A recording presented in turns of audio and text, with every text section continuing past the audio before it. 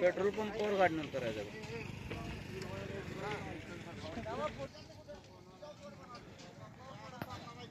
तर मित्रांनो 24 तारखेचं जे मैदान होणार आहे देशिंगमाळामध्ये त्याबद्दल बैल मालकांसाठी एक विशेष आणि खास सूचना आहे जी कमिटींना नायब तहसीलदार यांनी कळवल्या.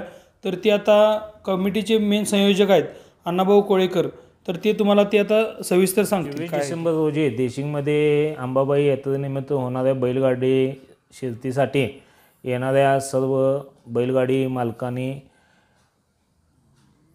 काय नियम आहेत त्याची एकदा पूर्वसूचना घ्यावी.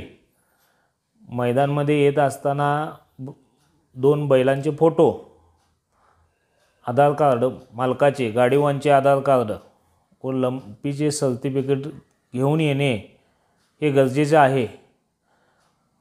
पुन्हा बैलाला काठीखेळ कुणी घालू नये. काठीखेळ असेल तर ती गाडी सोडून दिली जाणार नाही. जे नाकात तुम्ही काढणी घालणार आहे ती काढणी नाकातनं होऊन न घेता डायरेक्ट वरनं एसनीला घालायची आहे. ह्या 2 गोष्टीचं अत्यंत महत्त्वाचं पालन करायचं आहे तुम्हाला. आणि ही सूचना नायब तहसीलदार यांनी दिलेली आहे. ही जर तुम्ही पालन नाही केलं तर तुमची गाडी येत्या 24 तारखेला सोडून दिली जाणार नाही.